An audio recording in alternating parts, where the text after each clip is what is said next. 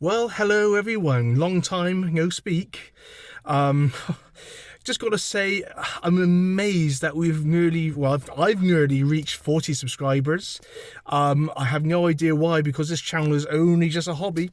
That's all it is. It's nothing more than just, something to do in my spare time. So thanks to the 36 of you who subscribed. Lack of content at the moment, I know. But hopefully, weather getting better, I'll be getting out and about a bit more. Not just singing our stuff, but I'm actually talking, going out, exploring, so on and so forth.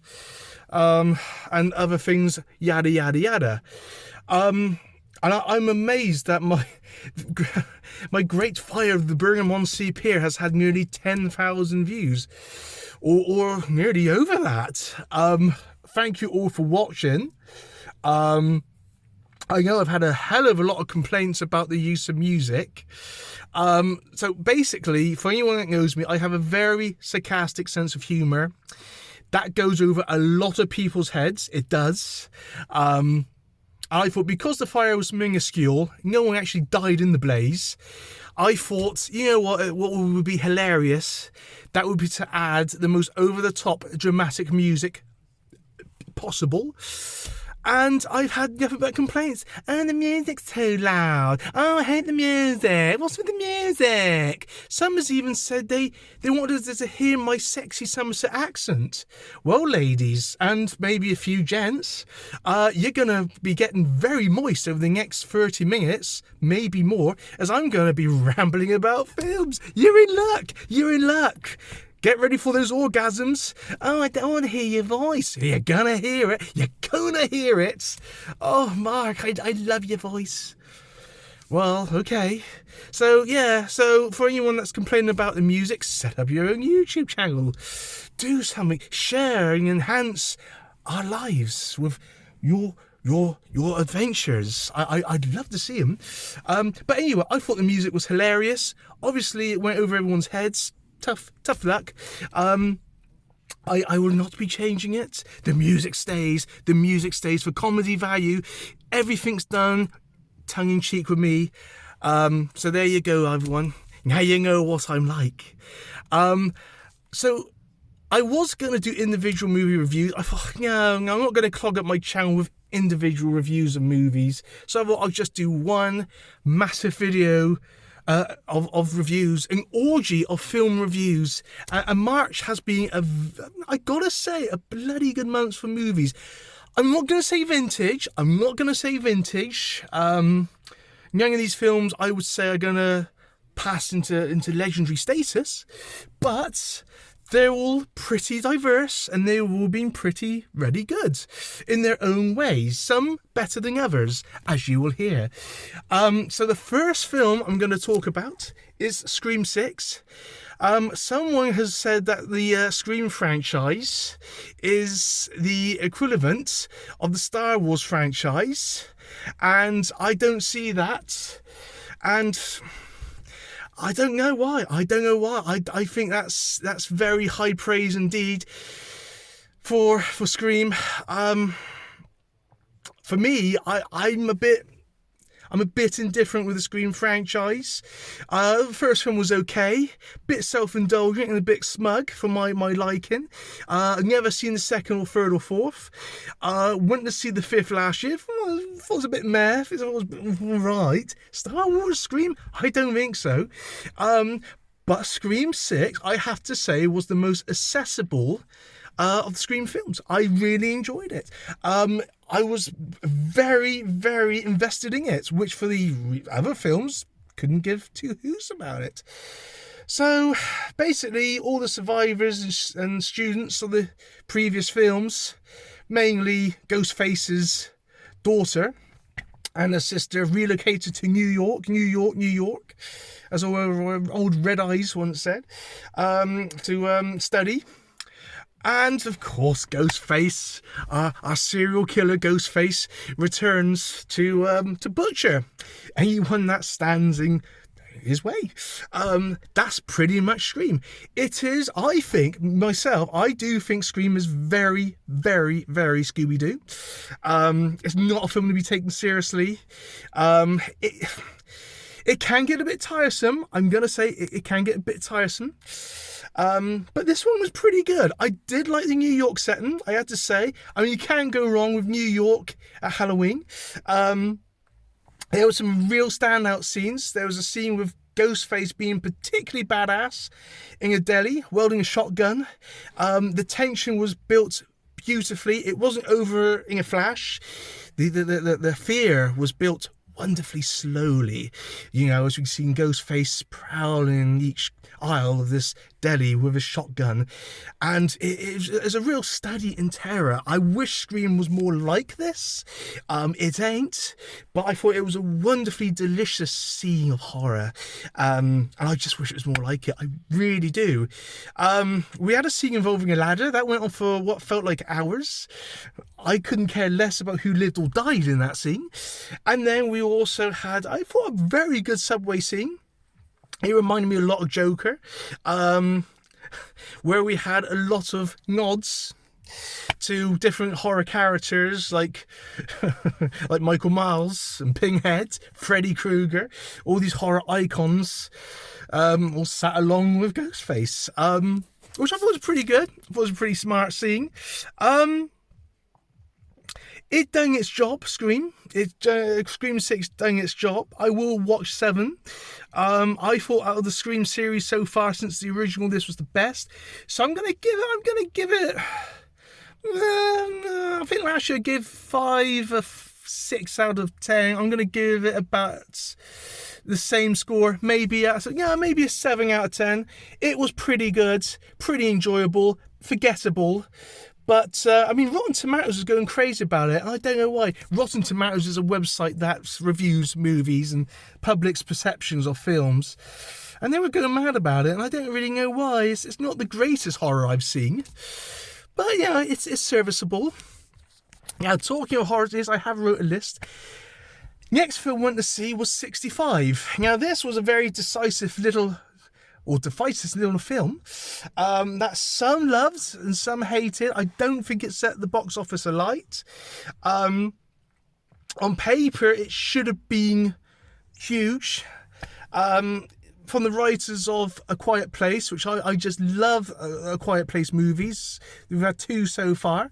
And it also is produced by Sam Raimi? I don't know. I don't know how to pronounce his name. But the dude was behind the Evil Dead films and the original Spider-Man trilogy.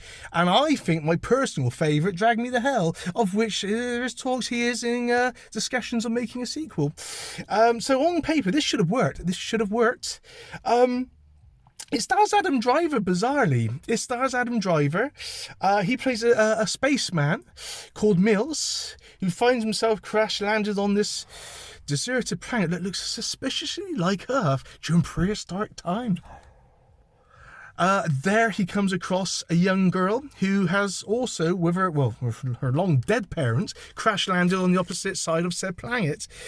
So he finds her, and we then have this adventure through these prehistoric lands. They do meet a lot of dinosaurs. We're not talking the Land Before Time, kids. We're talking dinosaurs with blood on their minds. So there is a lot of jump scares in this film, which is brilliant. I love that. There was a lot of screaming going on in the auditorium. And this is probably the closest to a horror Jurassic Park we're ever going to get. Yes, it was a trashy... 65 is a very trashy piece of pulp sci-fi horror. I've seen a lot more horror in other horror films. But, you know what? I enjoyed it. Hey, guilty as sin. I enjoyed it. I thought it was great fun, especially seeing it on a huge cinema screen. It was quite superb. A thrill ride. It never let up. Adam Driver, who of course Kylo Ren, Star Wars trilogy. Interesting choice. I don't know if he's trying to be the next Keanu Reeves, because his acting is pretty wooden throughout this. Yeah. You either love him or you hate him. You either get him or you don't. He's serviceable. He's done the job. Some of the CGI was a little bit ropey, I had to say. We're not talking, Lucasfilms special effects or anything like that. But it's done its job. It's done its job. I thought it was a pretty damn good movie in a kind of disengage your brain kind of way. Will there be a sequel? I very much doubt it. But, after the Jurassic World franchise ended, there was a lot of talk of people saying they wanted to see dinosaurs in space. We very nearly got it. We very, very nearly got it. But I enjoyed 65. It was absolutely slaughtered on Rotten Tomatoes and by critics. But I thought, you know what? It was a fun diversion. It's not out to, revolutionise cinema. It's there as fun. And I think the cinema is there for that. I mean, you can go to any film you want. I mean, as you will find out, we don't do high class.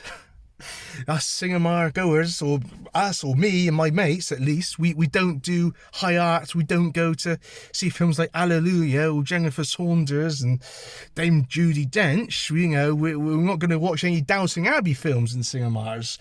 If it's not superhero action or horror, forget it. We're not high class. So that leads me quite nicely, I have to say, to John Wicks Chapter 4. Oh, before I do, my score for 65, I nearly forgot. My score for 65, I would give it an 8 out of 10. I enjoyed it. I thought it was pretty fun. I know a lot of people hated it. We're all different. So yeah, 65, 8 out of 10. John Wicks Chapter 4. Now, I seen this last night with a couple of the boys. It was a very packed Scott cinema in Bridgewater. A very, very packed Scott cinema. I'm glad I booked the tickets a week in advance because it was pretty much standing room only. John Wicks, for anyone out there who's not heard of the franchise or don't know nothing about it, it's basically James Bond directed by Quentin Tarantino, who's on full-on Kill Bill mode. That's pretty much John Wicks. That's pretty much the John Wicks movies in a nutshell. It's very heavily inspired by Japanese pop culture. It's very heavily inspired by Japanese anime or manga, which I love. I absolutely adore anime. And it's very much inspired by video games. I mean, especially visually, it's hyperkinetic visuals. That's John Wicks. That is John Wicks in a nutshell. It is a film that started as a cult movie, a very little known cult movie. John Wicks plays a retired assassin whose late wife gets him a puppy. Very sweet, very cute. And then said puppy gets killed by the Russian mafia. It then transpires that John was a member of said Russian mafia. Pandora's box is open. Vengeance is then unleashed. Vengeance by Keanu Reeves, who I'll come to a lot more in a minute. And then that spawns 3 more sequels, and each one, I will admit, has just gotten better and better and better, bigger and bigger and bigger. And I had to say, my God, Chapter 4 was, without a shadow of a doubt, the most enjoyable cinematic experience I have had in years. I'm not even kidding you, folks. It was that bloody brilliant. It really was. Keanu Reeves is John Wicks. He's never going to win an Oscar for his acting. He ain't. I mean, what made me laugh is that he almost struggles with some of his lines. I need a gun. I would like to send my condolences. William Shatner acting is Keanu Reeves. But, I mean, hey, he puts a lot of energy into his role. Dear God. I mean, for a guy pushing 60... God, wish I could, do backflips and cartwheels. So basically, I mean, The film is all about John's battle with an organisation called the High Table, full of mafiosos, full of gangsters, full of hitmen and assassins, very powerful. And it usually revolves around John wanting to be free, apparently, to be freed from the shackles of the big table. And that usually revolves killing other hitmen and assassins. That's pretty much it, really. You could argue style over substance, because the John Wicks movies, in particular Chapter 4, is a fucking beautiful film. I gotta say, it is an absolute lush looking movie. It is the most beautiful film I have seen on the big screen. It's a real visual treat for the eyes and the senses.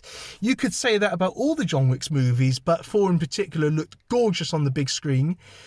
Oh my god, there are some real standout set pieces as well, of which I will come to in a minute. The main villain of the piece is the Marquis, one of the members of the High Table who resides in Paris, in these deliciously played by Mr. Skarsgård. I think it's Bill Skarsgård, I think. And he played Pennywise in the recent It movies. And he's a complete twat of a man. He reminded me a lot of President Macron of France. Very smug. Right twat. But, yeah, you would have made a fine Bond villain, I thought. His henchman is played by Clancy Brown, who was in Highlander, the first Highlander, as Kurgan. So there's a lot of quite big stars in it's in the roping a lot of big stars, actually, because also we have, of course, the returning Sir Ian McShane, Lovejoy himself. Hunt, John, hunt! That is my Ian McShane impression. He has some really fruity lines. He did last night as well. There's one quite brilliant scene, which made me laugh, no one else did, of Ian McShane just walking along this Paris art exhibition. No one there. You can just hear his footsteps. I was in hysterics. No one was. I thought it was quite funny. But I do love Ian McShane in the John Wicks movies. He is he is rather funny in these. The late Lance Reddick, his final role, plays his concierge. Very final role. Obviously, Keanu's back. And we also have Donnie Yen. Donnie Yen is a revelation as this blind assassin called Kane, who just oozes coolness and, my god, class. I mean, the guy's a blind assassin who reminded me a lot of the blind samurai, Saitochi, and also Rutger Hauer in Blind Fury. He was a revelation in the film, I think. There's also another assassin, a guy called Nobody, who uses his dog as a weapon. Bear with me, folks, bear with me. It was also pretty good, but Donnie Yen, I freaking loved him. My God, he's a classy dude in this film. So we have, basically John trying to get his seal back, which was broken in the last film, the third film, and also fighting numerous grotesques along the way. We have some amazingly stunning set pieces. One is set in Osaka, in Japan. It's just visually the most stunning sequence I've seen in a film. There is like an exhibition of Japanese ukiyo prints, and it's all lit in neon. And we have Kane, this blind assassin, fighting John Wicks, nunchucks to swords. And my God, I was getting moist, folks. I was getting moist. Anything to do with Japan, I'm there. And I was shedding happy tears. It was that freaking brilliant. It really was my standout scene. It just looked gorgeous. Art. I'm going to say it, folks. That scene was like art. Art itself is just brilliant.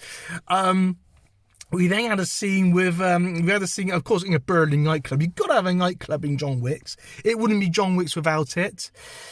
And then the rest was an orgy of violence in the streets of Paris. Of course, there's no cops around. It's just John goes out there, and because he's got a bounty on his head, every thug in the city is after him.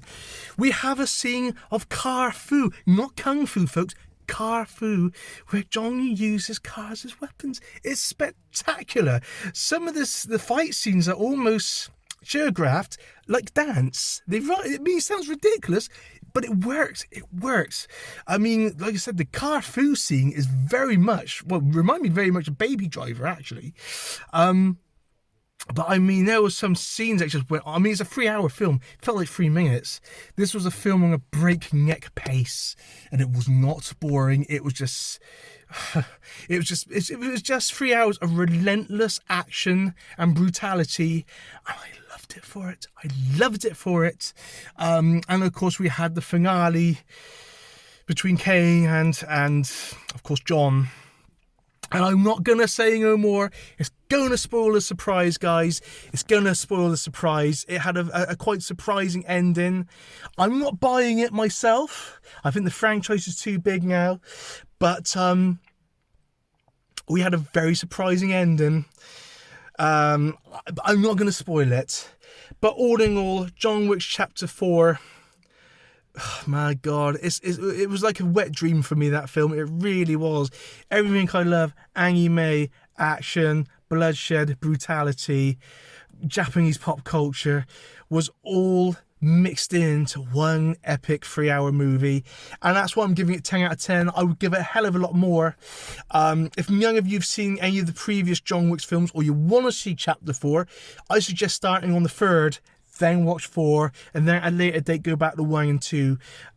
It's an epic film that's dying to be seen on a huge screen. It really is. It was just a hyperkinetic dream for me, and easily one of the best cinematic experiences I've had in years. Probably not since Joker have I come out of a cinema pumped up. So there you go, guys. So it's a 10 out of 10. John Wicks Chapter 4, incredible movie. Absolutely one of the best. I got a feeling we could be in for a vintage year of films. I'm hoping so. I don't know what we're gonna watch next. I think Evil Dead Rise is a potential one. I want to see. There's also that Russell Crowe film that he plays. Is it The Pope's Exorcist? I think it's called. Looks crazy. But I'm game. Possibly Dungeons and Dragons as well, because you got Super Mario movie, and Mamma Mia, woohoo! That's coming out very soon. Hey, it's a cartoon, but I love my Mario games. I'm a Nintendo freak. I'm tempted. You got Guardians of the Galaxy Volume 3 coming out. Of course, in the summer, we've got, I have to say, the very excellent looking X, the 10th Fast and Furious movie, and also Indiana Jones, Dial M for Murder, or whatever the hell it's called, which also stars a 100-year-old Harrison Ford still doing his own stunts with a bit of help with CGI. So March, I would have to say, has been a vintage month for films, actually. It's been a lot of choice. John Wicks Chapter 4, the best. And that's it, guys. I'm covered, I think. I'm pretty much covered. That was a nice little ramble. I hope all of you who find my voice sexy, hope you enjoyed it. Hopefully I will do more videos than just cinema talk, because now that the weather's getting, I'm hoping we're going to get a summer here in Blighty. Might hopefully get out a bit more and show you the sights and sounds of our fair Somerset. And there'll be a few little movie reviews dotted around. So thank you, guys. Nearly 25 minutes. There you go. It was a long one. Take care, everyone. Give me your thoughts on all the films I've reviewed in the comments down below. What did you think of them? You might disagree with what I said. That's fine. I want to hear your reviews on these films. Is John Wicks 4 your film of the year so far? Did you think 65's the better movie? Did you think Scream 6 is a masterpiece in horror? Let me know in the comments down below, guys. You're all welcome. And no background music you'd be pleased to hear. So, take care, everyone. Until next time. Happy movie watching. C'est la vie.